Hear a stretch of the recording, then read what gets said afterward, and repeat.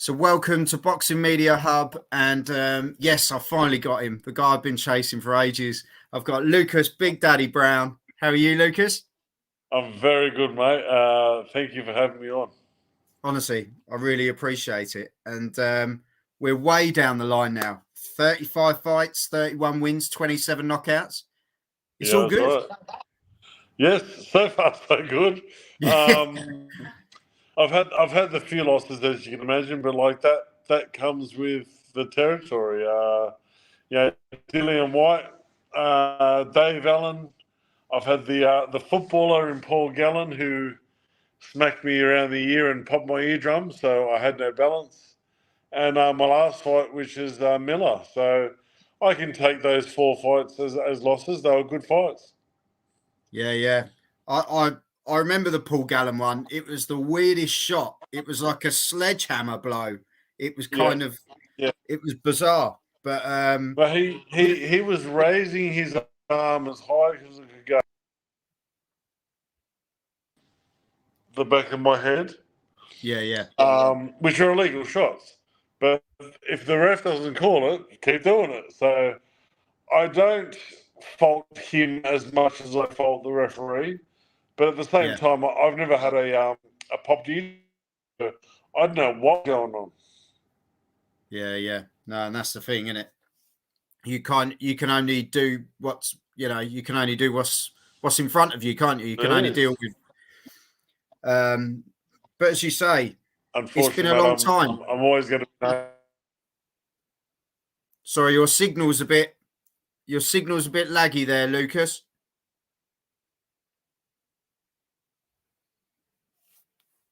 So Lucas is just having a bit of technical difficulty at the moment.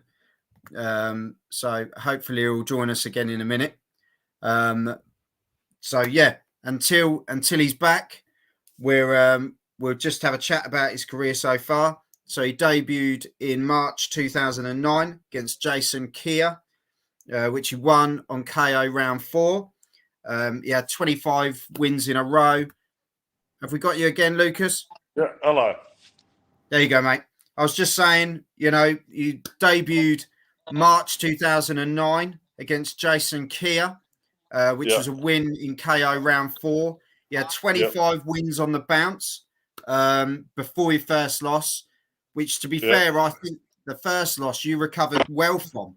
And the whole career, what's it been? UBC, Intercontinental, WBF, Asia Pacific, Australian, WBF World Heavy, Commonwealth Boxing Council, WBA Intercontinental, WBA World Heavyweight Champion, WBC Asian Silver, IBF Australasian.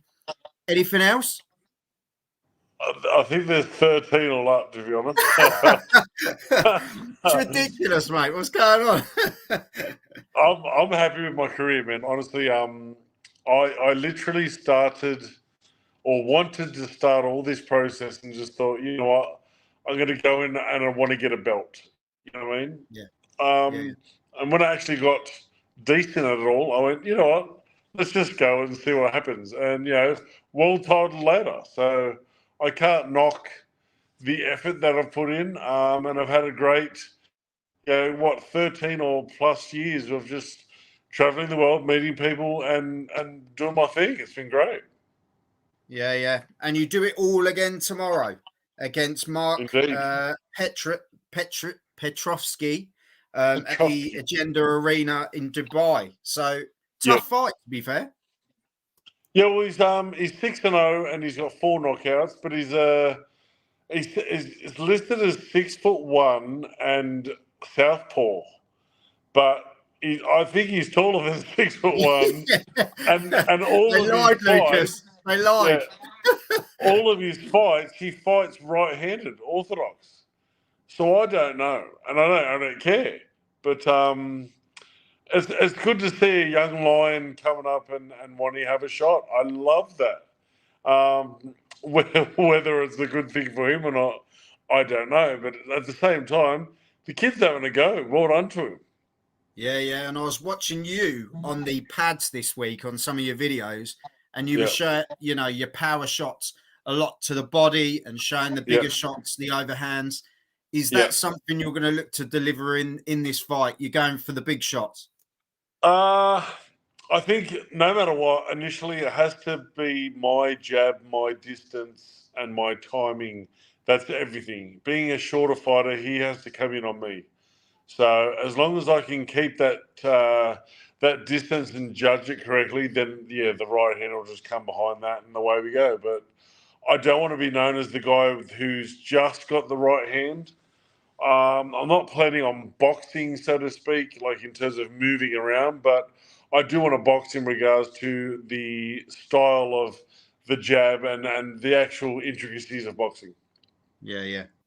No, definitely. And as I say, now the Aussies and the Kiwis are now finally getting their recognition. I would say Yeah, there's some great, lads coming through as well, which you're probably really chuffed about to see yeah, those guys coming up. yeah. And yeah, I know you shouldn't look beyond your next fight, Lucas, Yeah. but is there anyone out there that you'd think before I hang gloves up, I'd love to have a dust up with them? I honestly don't think that far ahead, no. But I've always been chasing Dempsey McKean. Okay, cool. You know, Yeah. because he has that matchroom connection now, that also makes it a good fight for Australia and UK as well. So I really like that fight. I think it's good. At the end of the day, all I'm interested in right now is money.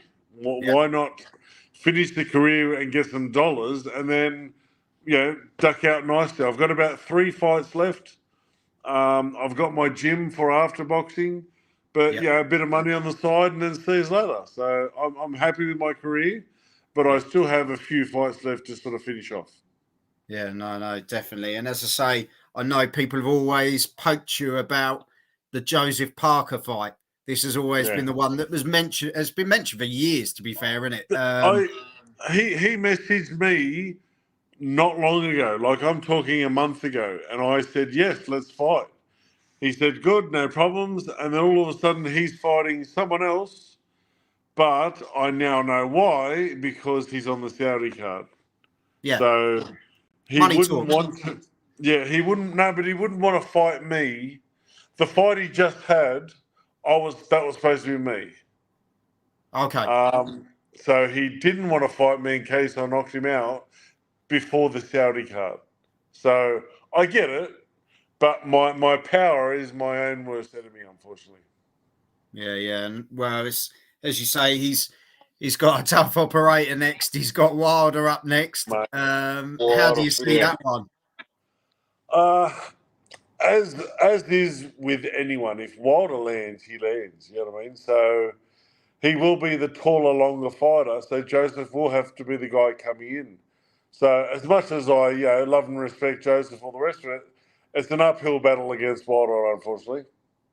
Yeah. No, it's definitely going to be a tough one, a very tough call. But as I say, a great fight. When you look at both experience, both guys, it's quality. It's just good to see heavyweight boxing getting back to where it should be, isn't it? Well, that whole card, but even you've got like Jais on it, and is it Bivol? Bivol, am I saying that Yeah, right? you got Bivol on there. As I say, you've got Jai Opataya doing the cruiserweight stuff. You've got obviously Joshua and Otto Wallin. There's some real cracking fights. Dubois and Miller. Junior Farr, who I beat. So he's he's the cannon fodder for the Cuban now. See, this is the thing, right? This is the thing that's intrigued me, right? Between you and Parker had his fight, didn't he, with Junior Farr, and it went, I think it was 10, 12 rounds. It went the full way, didn't it? That's correct. And then Lucas Browne, that everyone has turned around and gone, look, he's had his days, and then bang, Lucas is back. He's put himself in the best position. And, hats off to you, Lucas. Every time you seem to get denied, you come back with a big shot. I was the underdog in that fight. I'm like, why? I'm always the underdog, and I'm not sure why. Like I do have the power to knock anyone out.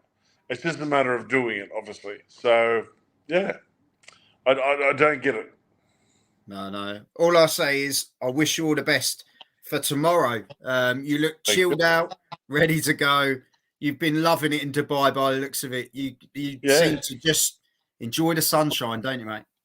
Well, yeah. Like I said before, it's all about switching off. It's all about the hard work's done. It's the calm before the storm now. I'm well and truly just chilled right the hell out, and there's no point wasting any excess energy when I don't need to. So Yeah. I'm doing absolutely nothing, and then tomorrow is when it all sort of hits the fan.